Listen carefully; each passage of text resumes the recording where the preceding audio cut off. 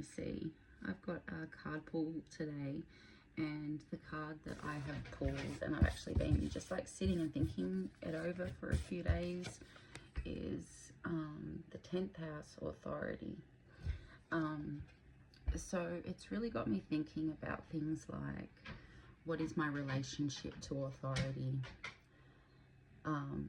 Who am I when I'm in a position of authority?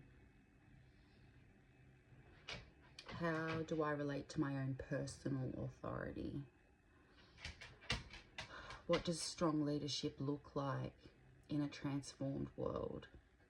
How is it different to the authority that we are interacting with currently?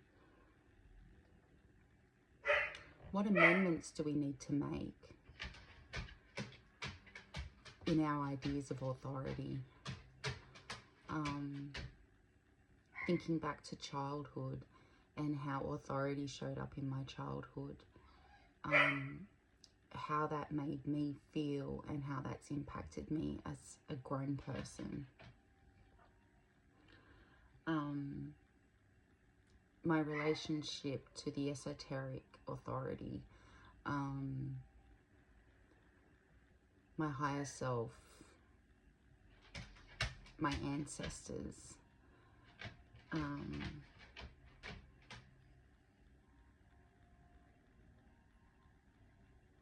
how external authority impedes our own personal, holding on to our own personal authority, our own self-determination,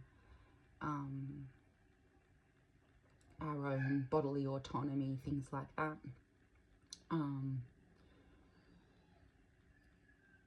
Who are my current role models in regards to authority?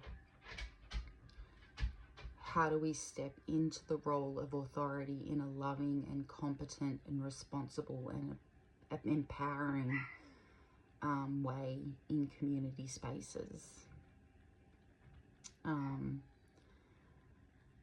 Unpacking all the authorities that have been in our lives, like our parents, our grandparents, older siblings, teachers, priests, rabbis, bosses, police, judges, politicians, organized religion, spiritual teachers, therapists.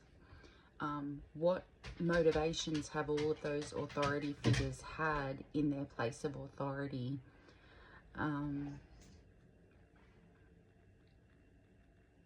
And the importance of harnessing our own inner authority when our bodies say no, when our bodies say yes,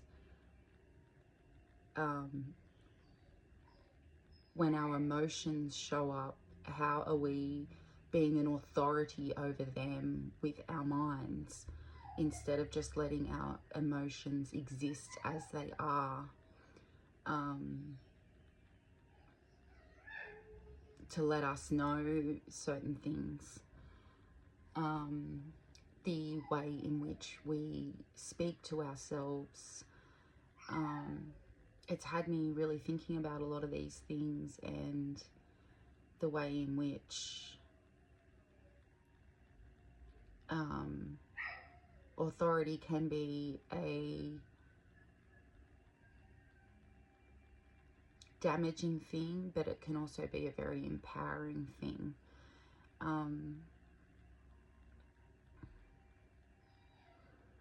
I know I personally have a weird relationship with authority.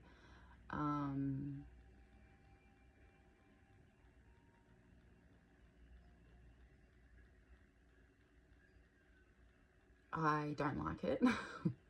I mean, that's a simple way to put it. I don't even like the idea of authority over my animals. When I was a boss, when I ran my own business, I really hated the idea of having to tell staff what to do. I was always checking in, what would you prefer to do? Really wanting not to be a boss and have more of a collective type management of the business, where everyone had a say on how things ran.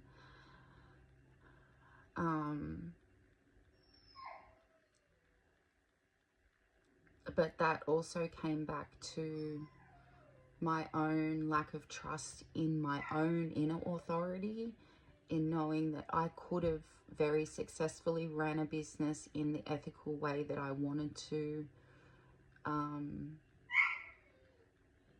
but just not trusting myself in being able to do that, and therefore wanting the input of the people that I had brought on to work within that business with me.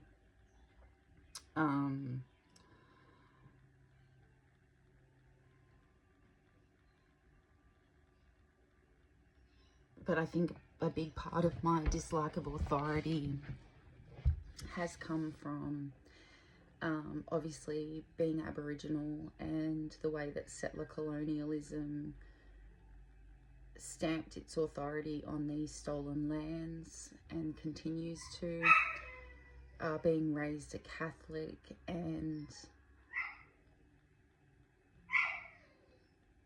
the way that fear was used as an authority within Catholicism to have us behaving in a certain way. I can't speak for other religions because I wasn't raised in those religions, but I was raised a Catholic, and that I was consistently challenging the ideas that Catholicism brought into my life.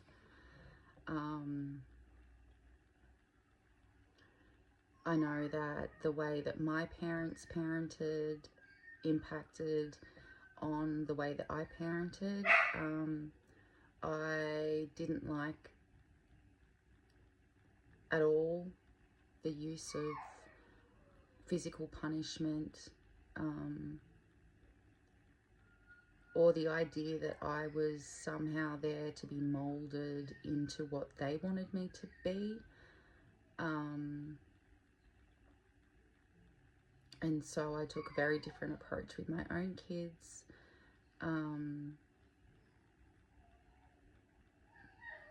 But the way that being raised Catholic affected my ability to seek guidance from the esoteric, I would have probably considered myself atheist for a good part of my life until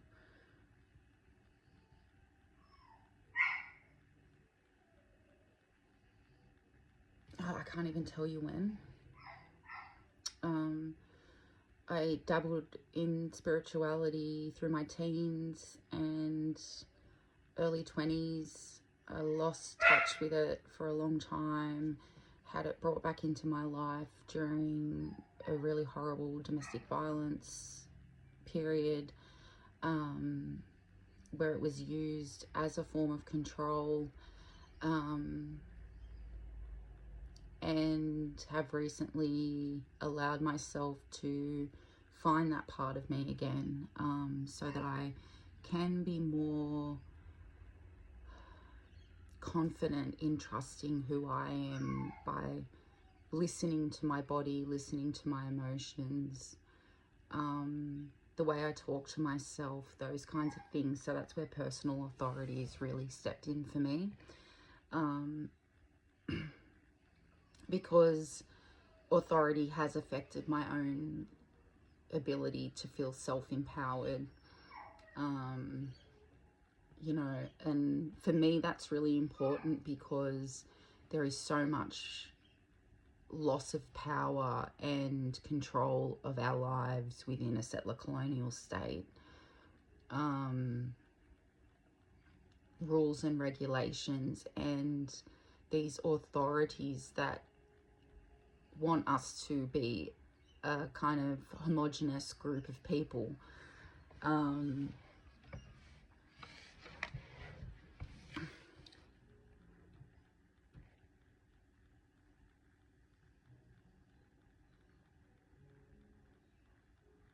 And when I think about how do we step into the role of being a loving, competent, responsible, empowering authority figure within community spaces, I think firstly we need to be that with ourselves. and remember how important it is to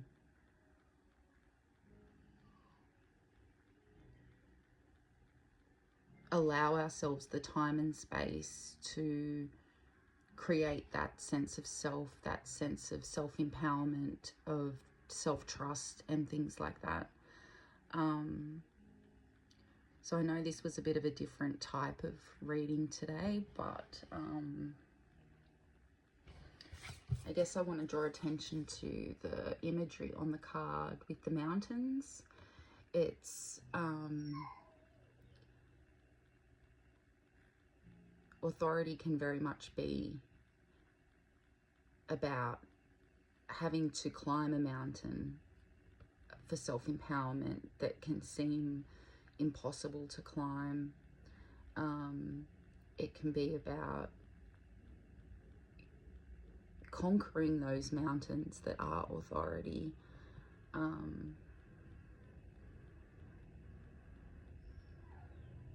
We all have our bit to play in it, and I think